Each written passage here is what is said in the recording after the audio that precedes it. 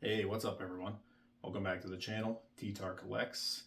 This channel is about Pokemon, chasing a dream, and documenting every step of the journey. Before we get into today's topic, I just wanted to say thank you. I had my first live stream yesterday, first ever on any platform, brand new to social media, never really done anything like this before. But yeah, I hit 50 subs and over like last weekend or whatever, and we were able to go live. Basically, I just threw on live, hanging out, did kind of like an AMA style while I was sorting through some bulk and stuff like that. Had some great questions, a couple people in the chat, asking about how to get started, like doing this, basically selling cards or getting started, with like a business or whatever that case might be. Had some great answers for them, talked about bulk a lot, which is what today's topic is going to be about, because I figured, following that, it made sense to kind of dig into that topic a little more because there seemed to be some interest around it. But yeah, besides that, we talked about Pokemon, we talked about my cats, right? So it was just a lot of fun. So thank you all to everybody that came out. I'll probably look to eventually do like a live per week.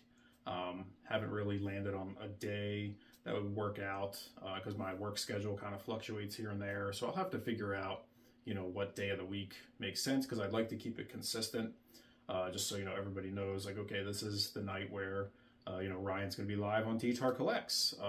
But yeah, for now, I'll probably just do AMAs while I'm doing random stuff for the business. So yeah, feel free to drop by and ask me some questions. I'm obviously happy to share any knowledge that I've gained over the last, year doing this, or starting on YouTube, or really anything. So during the live, there are a couple people that asked about bulk. Yeah, so they asked about like, what do I do with the bulk that I get from acquiring collections, or like if I had bulk, like what do I do with it, basically. What am I doing with the bulk that I was sorting last night? I have lots of other bulk and stuff that I, just have acquired, right? So a couple things on that. I think the biggest question you kind of have to ask yourself is, how much time do you have to dedicate to this, whether a business, side project, side hobby, whatever you're trying to accomplish with, selling Pokemon cards, basically. How much time do you have? Because bulk is very time consuming, but it's also very profitable, because basically when you're, acquiring bulk, buying it, you can tend to get it for like about a penny a card, really, especially modern bulk is pretty cheap like that. As you get older, older sets and stuff, it might be slightly more expensive.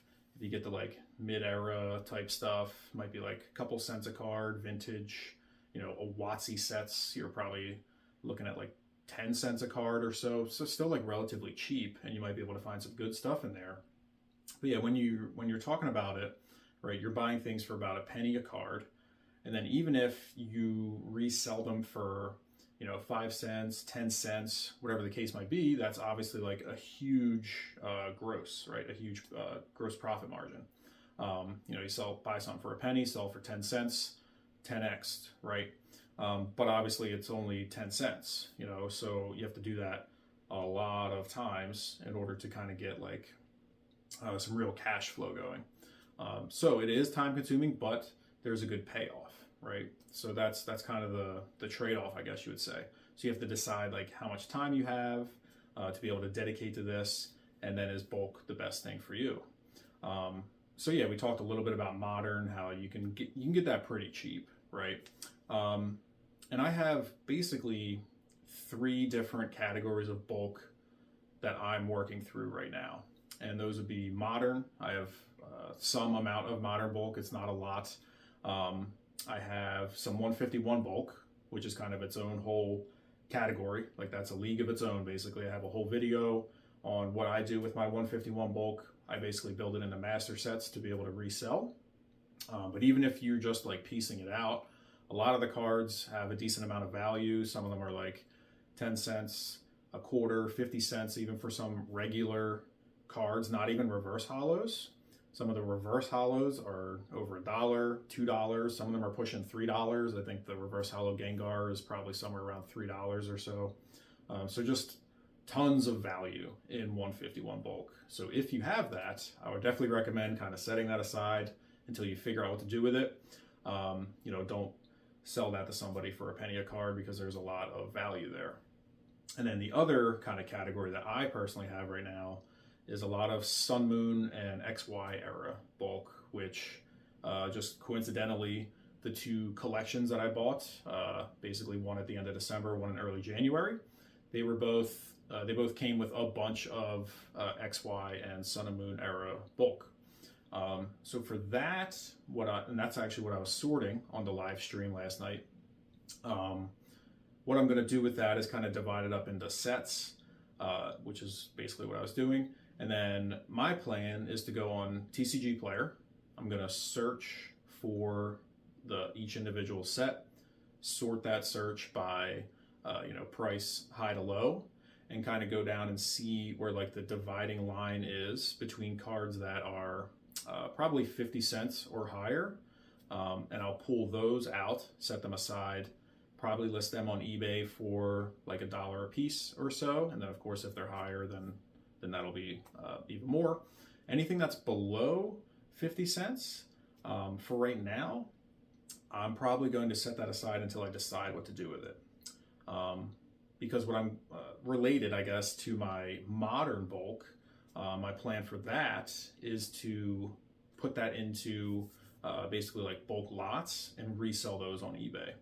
My plan for that is going to be probably to do about 100 card lots. So it'll be 90 commons and uncommons, 10 hollow rares, and then 1 EX or V card that I have, just like a bulk EX or V card. Basically going to group all those together and list those for probably $13.99 with free shipping. I've heard a couple people have success with that. There are listings for that, on eBay. And with that, you kind of make some margin back. And basically that's just like a quick way to kind of get rid of large amounts of bulk.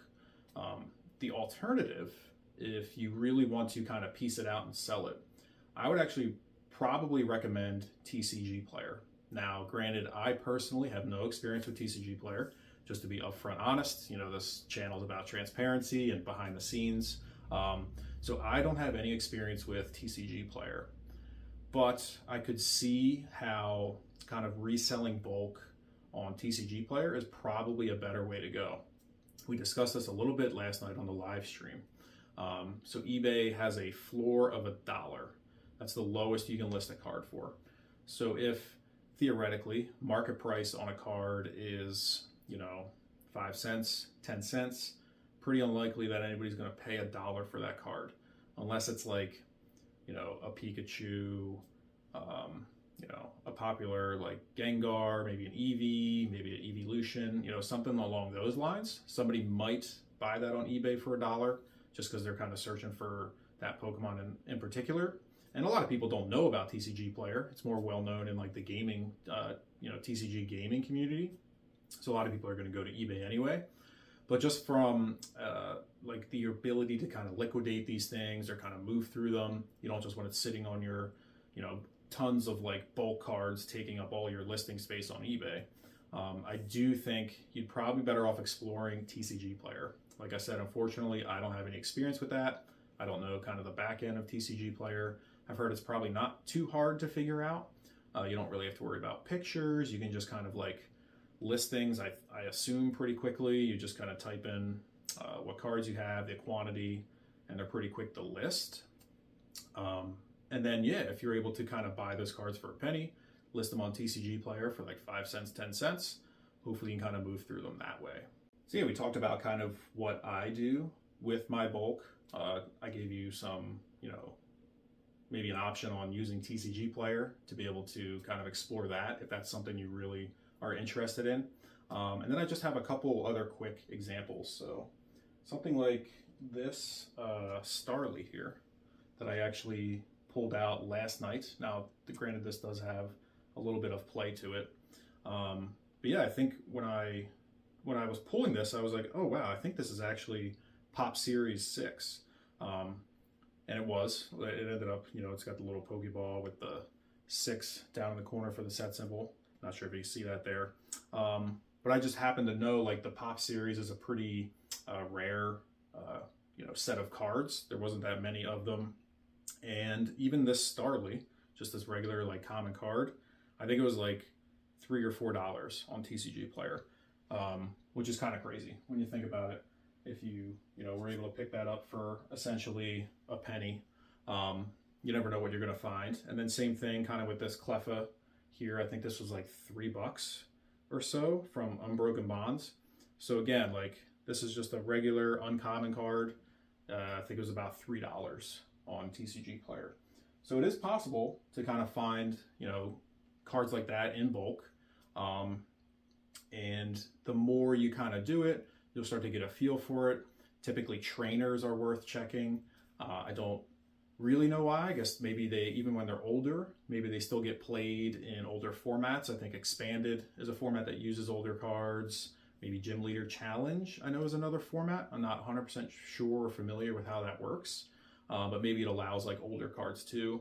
So that's why typically trainer cards and item cards, things like that, are going to have a pretty high chance of having some value, even if they're not in standard anymore. So definitely always worth checking those out. One last thing too, I wanted to kind of point out. So basically, whenever you're looking through bulk, if you find like a Pikachu, it's definitely worth checking, right? This one random Pikachu from, I think, XY Breakthrough is 77 cents market price, right? So that could be huge for you if you're working on TCG Player. For me, this is the type of card I'll probably list for about $1 on my eBay store, and there's a pretty good chance it'll sell. It's a Pikachu, obviously a pretty popular Pokemon. And then 3 artists I wanted to kind of highlight. One of them is actually my personal favorite artist that makes cards, and that is, I think it's Tomokazu Komiya. Very unique art style, kind of like surreal.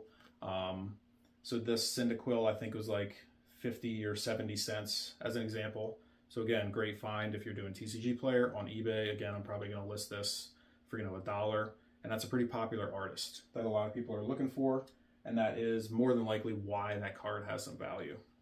The same kind of idea here. This is it is Yukamori.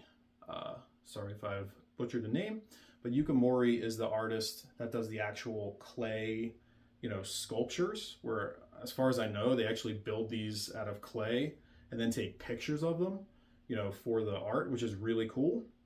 Again, very popular artist in the TCG. So any cards by Yukamori, definitely worth pulling out. I think this Snubbull is about 50 cents market price. So same kind of thing there.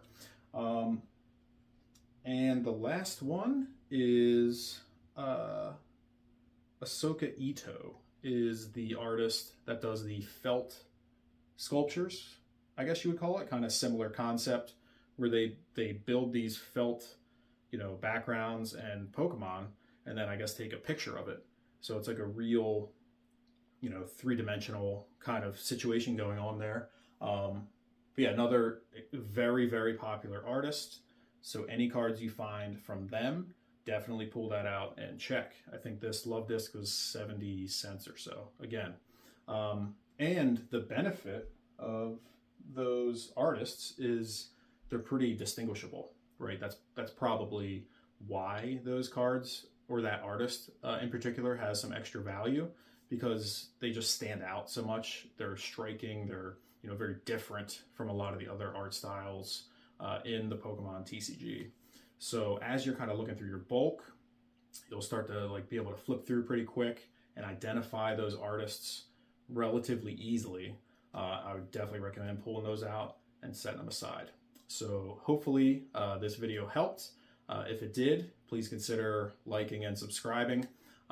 If building a Pokemon card business from nothing is interesting to you, then definitely come along and follow me on my journey, and I will see you on the next video.